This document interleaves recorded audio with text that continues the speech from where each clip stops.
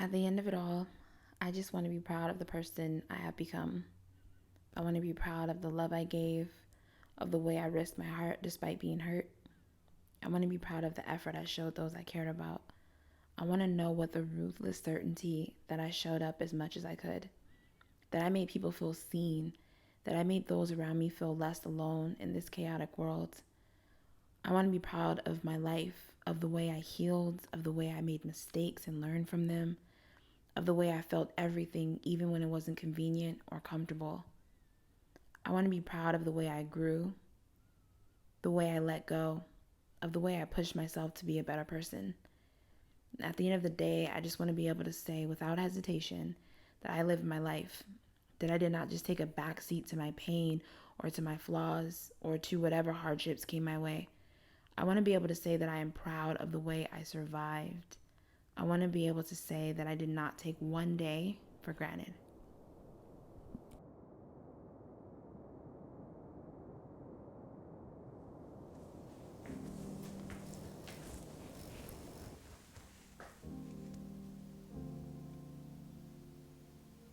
My name is Naja Alessi. The name Naja means success in Swahili. I was born in San Bernardino, California. San Bernardino will always hold a special place in my heart. I am a nurse, and I also like to call myself a storyteller, being able to talk to people about life and just my journey.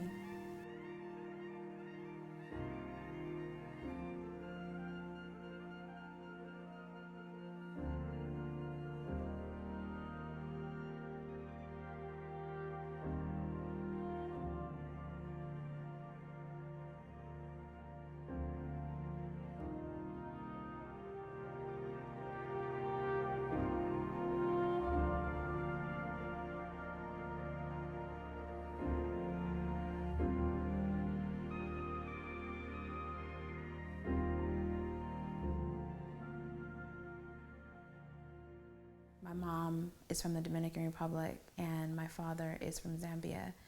Growing up in a household with two parents from two different countries, you would think that we would have like a multicultural household, but really, my parents were really keen on us being American. So I didn't learn much about my culture growing up. Um, I had five brothers and one sister, and it was just a lot of us. We loved each other. We played together. I was really, really close with my sister when I was younger, even closer with my brothers. We all got along really well. We surprisingly, even though we were kind of like in a city that was considered the hood, I felt like we had everything. We didn't have name brand clothes. We didn't have fancy stuff, but we had a really nice roof over our head that was clean. Um, we had clothes. I always had my own room, so everything seemed really great as a child. Growing up playing with my dad, reading him bedtime stories. I would read to him every night. I loved reading. Like, that was my thing. I was obsessed with it. I would read everything in the house. So that was my routine, reading to my dad at night. I quickly became daddy's little girl, and the entire house knew it. Um, I would pretty much get away with everything. My brothers would do something, and I would tell them to blame it on me just so they wouldn't get in trouble, because I knew that, daddy wasn't going to be mad at me. So that's kind of how life went from the time I was born until around 13 years old. I was daddy's little girl, and I had seemingly a very peaceful, happy family.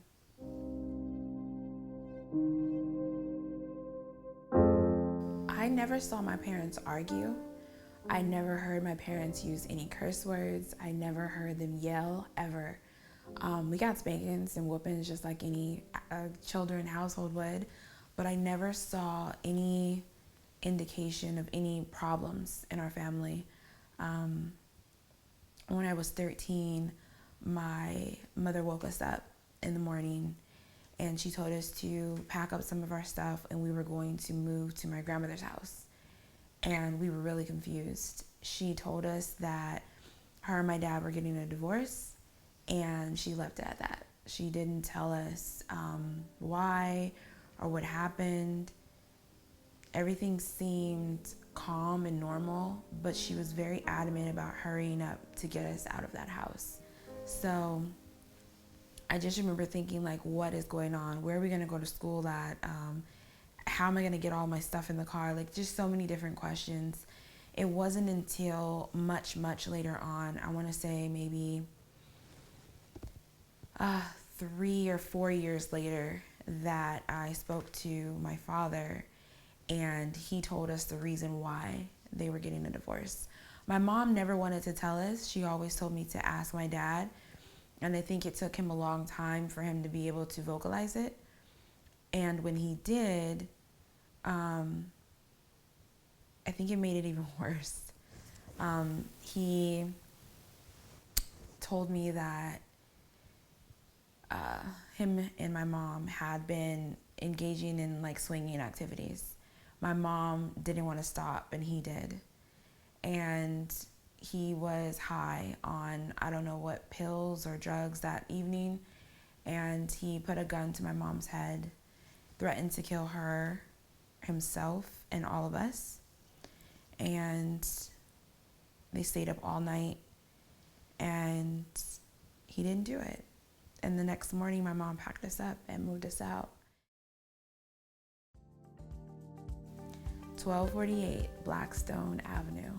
That house is where everything happened. Everything changed at that address.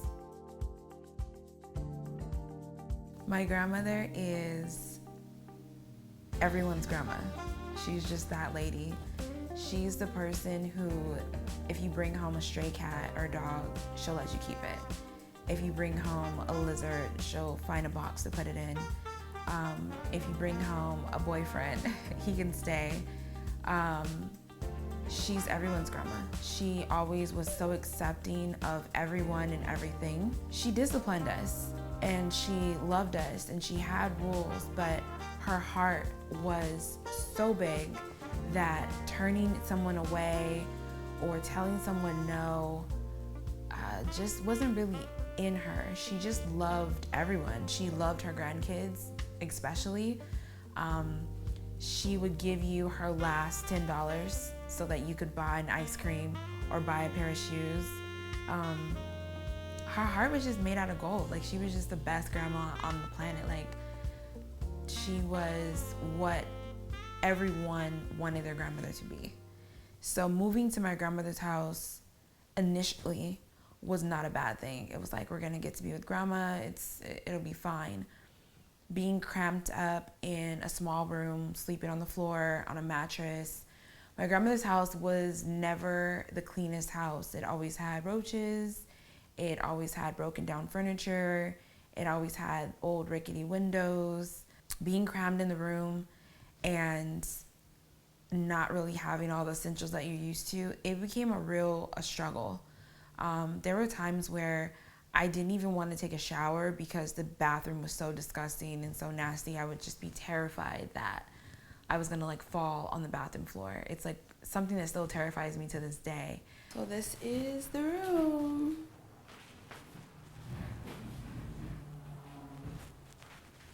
That we all stayed in.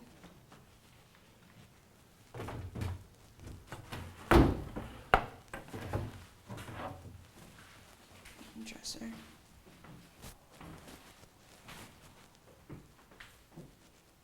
The window I used to sneak people in at.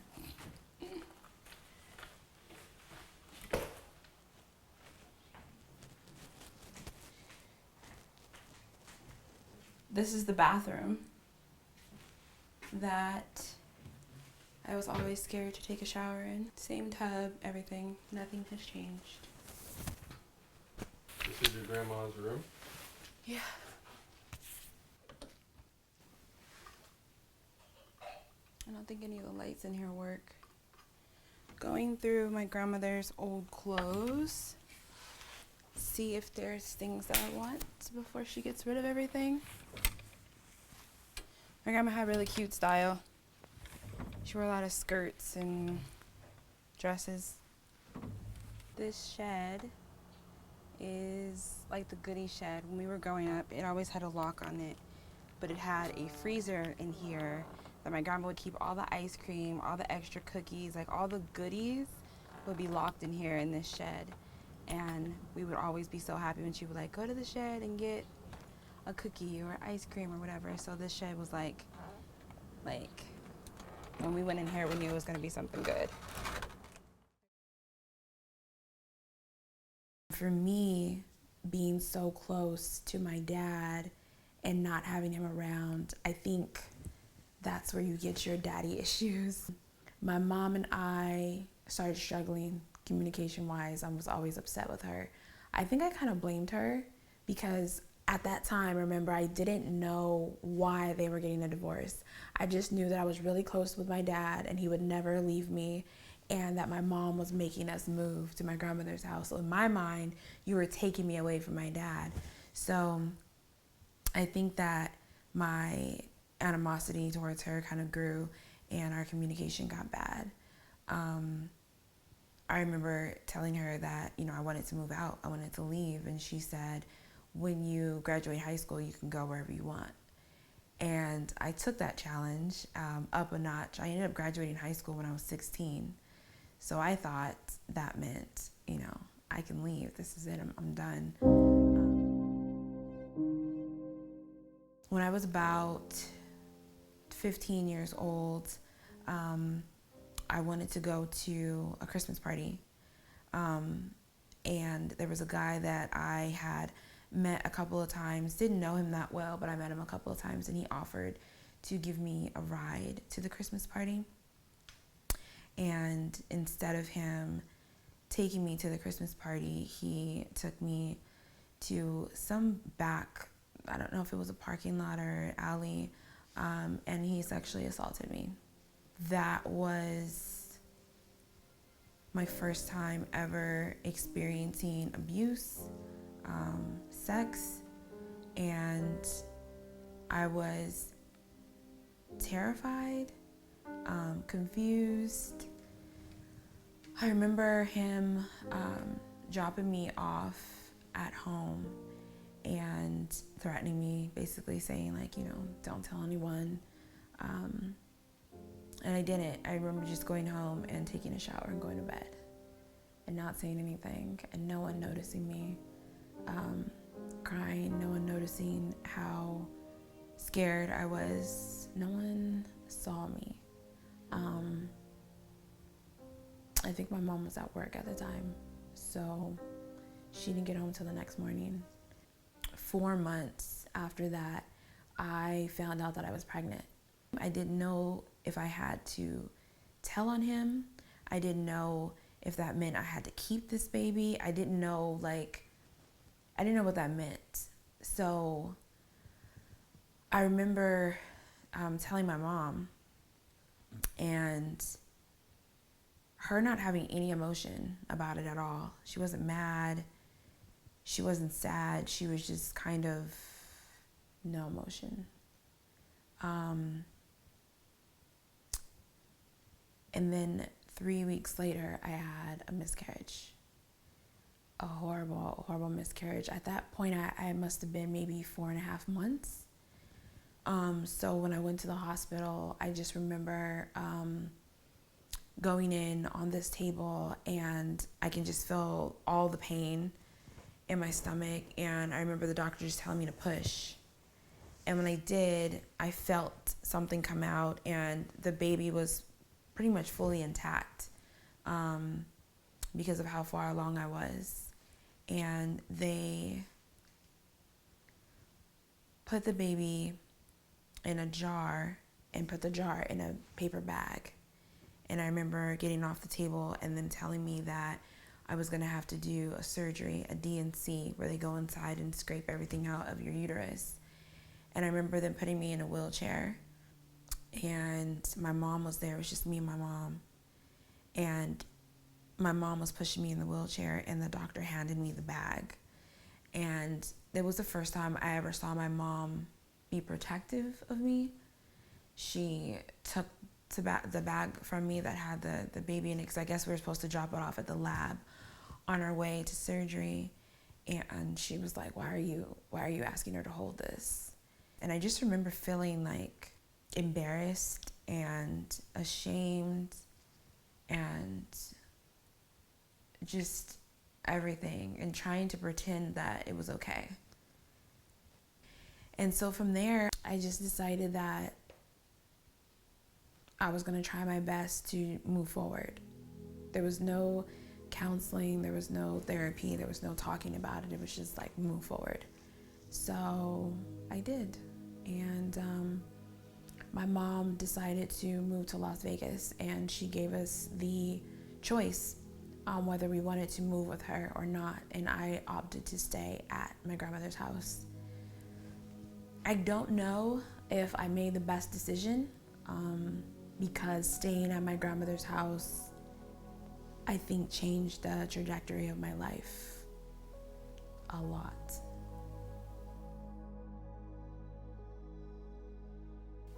I started to try and find my way. I met a boyfriend, his name was Michael, and fell in love, or what I thought was love, with Michael. Was my first boyfriend ever. And at this point, I think I was starting to normalize trauma and normalize dysfunction. So meeting Michael, who came from a very dysfunctional family, he had 8 siblings, and his mom was an alcoholic, and his mom's boyfriend was abusive. So it was like we shared trauma. It was like, oh, your family's crazy, my family's crazy too. Great, let's be together. And he was everything, that I thought I wanted. We dated for a while, and I was pretty obsessed with him. It was the first person that I felt like saw me, and it was the first person I felt gave me the attention that I wanted and needed. And I would get into fights over him. I would argue with girls over him. It was just dysfunction became a thing, a normal thing. Our way of expressing pain was through anger. He was angry about his situation, and I was angry about mine. And growing up in a Black household, you don't get to express pain. I remember, when you're little and you start crying, your parents would be like, stop crying. I remember that. And we weren't allowed to really express pain. So I think Michael's way of expressing pain was anger, and so was mine. And there was one time that Michael came over. He asked to use my cell phone. I had 2 cell phones at the time. And he took one cell phone, and he left, and I couldn't get a hold of him.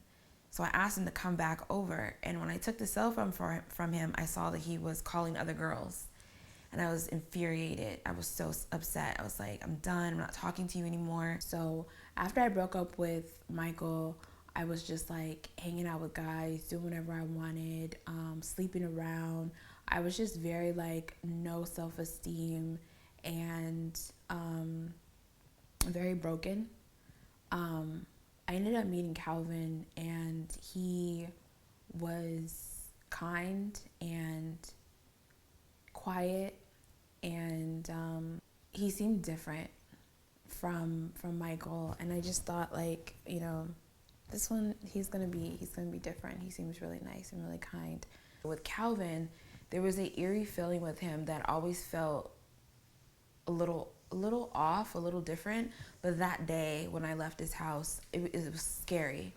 And as we walked down the street, I remember him yelling at me and then hitting me, closed fist, hitting me in the face. I ended up going back to the house with him because I was kind of scared. He wouldn't really let me leave without following me. So I remember going back to the house with him and just pretending that everything was okay and being nice to him so that I can calm him down. And once he was calmed down, he was fine. So I just thought, as long as I'm nice to him, he'll be okay. I didn't really know how to get out of that situation, but I had to remain calm because I think if he knew I was scared, things would escalate.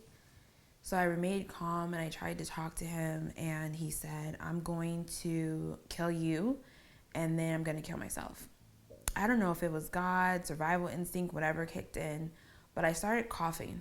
I just started coughing and coughing and coughing. I had asthma at the time. and I started acting like I was having an asthma attack. It helped shift his brain from what he was thinking of doing to a new situation that was happening.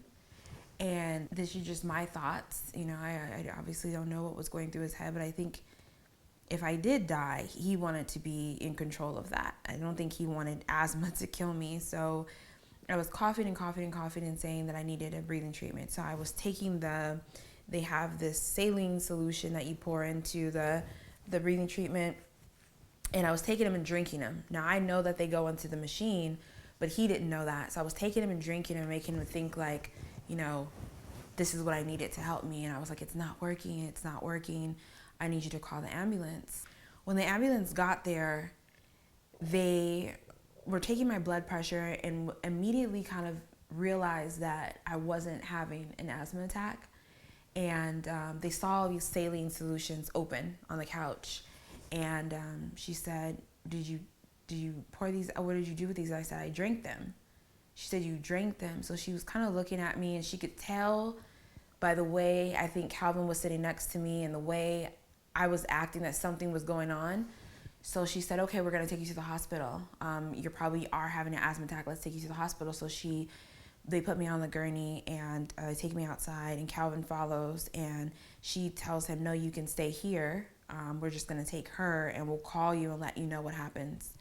So he grabbed my purse and basically letting me know, like, you're going to have to come back because I have your purse. And so when I got into the ambulance, as soon as they closed the door, I started crying and, told her what was going on. And she understood. So she asked me what I wanted to do, and I said, just take me to the hospital. I had an aunt that was living in Orange County who was sick at the time, and I agreed to come and help take care of her if I could live with her. So that day I packed all my things and I left and went to Orange County. And 6 months later, my friend called me and told me that Calvin had taken his life. Sorry.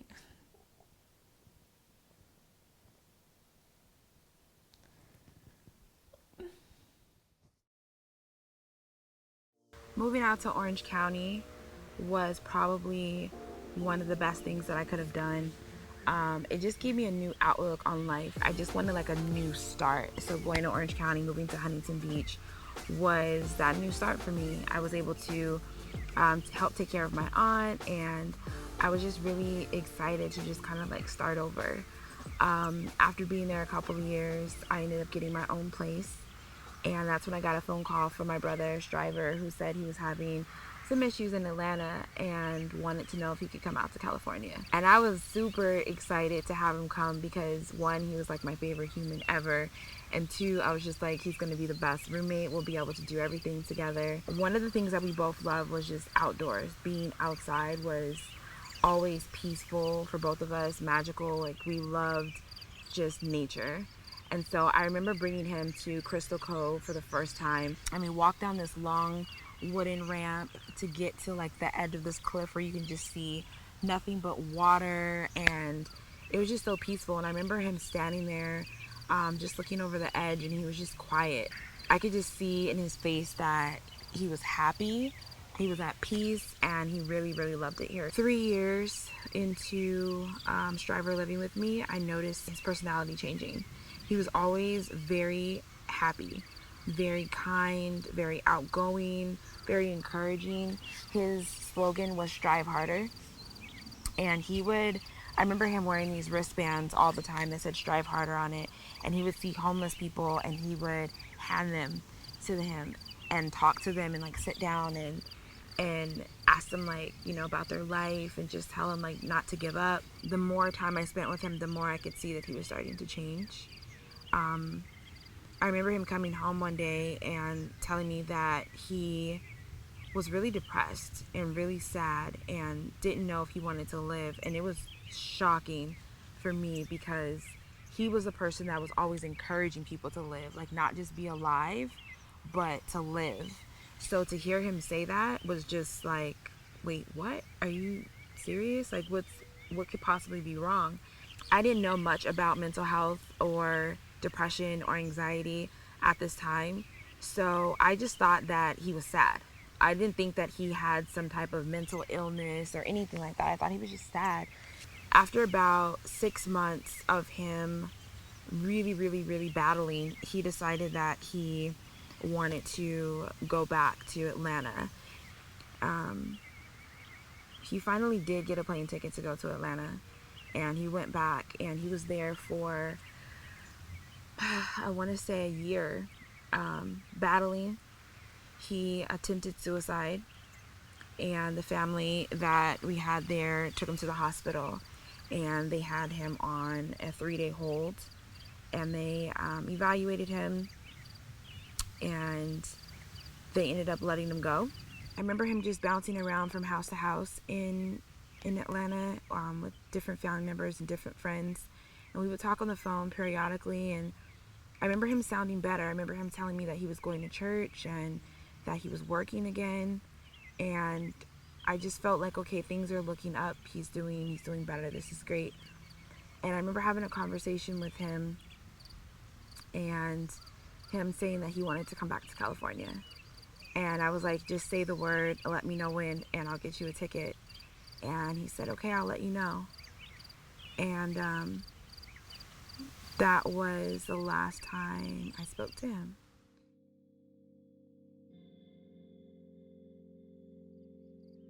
On April 30th, 2017, I remember being in my bedroom, and I was on Instagram, actually. And I remember getting a message from a friend, and she said, what happened to Striver? And I was just like, what do you mean? What happened to him? He's fine. He's in Atlanta. And she sent me a screenshot of his picture, and it said rest in peace on top of it. And I was like, where did you get that from? Like, what is this? I thought someone was playing a joke because I just talked to him 2 weeks ago, and he said he wanted to come back to California, and I hadn't heard anything from my family, any friends, anything. So when she sent that to me, I was just kind of like, this must be like maybe someone found out he was in the hospital and did this. Like, what is this? So when I called our family in Atlanta and confirmed it, I just remember just completely breaking down and crying. So for me, my whole life, I had been towing the people in my family and my friends that were broken. And so for me, I didn't have time to be broken. I didn't have the space to be broken. And I didn't feel like I was able to break down, because I always thought, like, who was going to carry me if I broke down, if I was the tow truck? So I carried on the weight of my brother's death and everything else that I had going on in my life for a year. And on April 1st, 2018 is when I finally broke down. I remember frantically calling different numbers trying to find help. I wanted to go to a hospital. I wanted someone to evaluate me. I just felt like I was completely breaking down. I didn't know what was happening. I ended up getting a hold of a number, and they said that we have a bed for you at a hospital so you can come down. I thought that it was like a regular hospital where they were going to check me. They were going to have maybe a therapist come in and talk to me. When I got to this hospital, they asked me a couple of questions, and they said that they were going to put me on a 72-hour hold. And still at this time, I wasn't cognitive aware of where I was checking myself into. And I said, okay, great, I'm going to stay in the hospital for 3 days. They're going to check me, and I'm going to, figure out what's wrong. And the next thing I know, they put me on a gurney, and they strapped my arms and legs down. So they ended up taking me to an actual psych hospital. And I have never been to a psych hospital before in my life. And the experience there was actually kind of terrifying. Striver's life had always been about encouraging other people, and even in his death, he still did that. He encouraged me to fight harder, to strive harder, And even when I got out of the hospital, that's exactly what I did. I decided that I wasn't going to let anxiety or depression beat me, that I was going to strive and push past it. And me being able to do that, I was able to unlock other people to be able to do the same thing, with hosting supper club dinners, with talking about mental health, depression, anxiety, and just being able to break the stigma of what that looks like. A lot of people see me as someone who has everything, and I travel and have nice things, and they see a smile on my face, but a lot of people don't know all of the things that I had to push past in order to get to this point.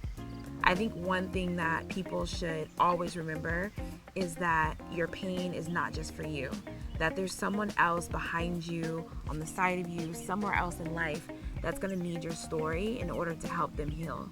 So when you push past your pain, you're actually helping someone else push past theirs. And that's the beautiful thing about, life. We're all connected in that way. And I'm just excited to be able to share my journey with so many people and hopefully inspire others to strive harder.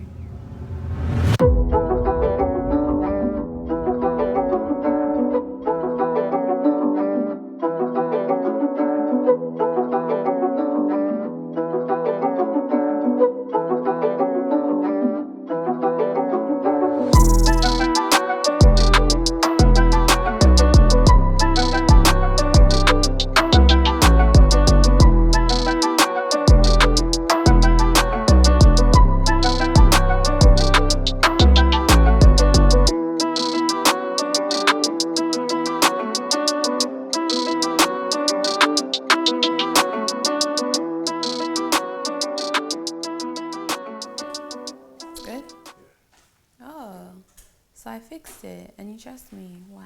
It's gonna change. Once you get sweaty, you'll see. I'm gonna get sweaty sitting here? What do you think I am? Some little pig or something? It's gonna get hot here, trust. And you're gonna turn the air on. I'm telling you. No, I can't turn the air on because the noise. Well, it's not gonna get hot in here if you stop talking.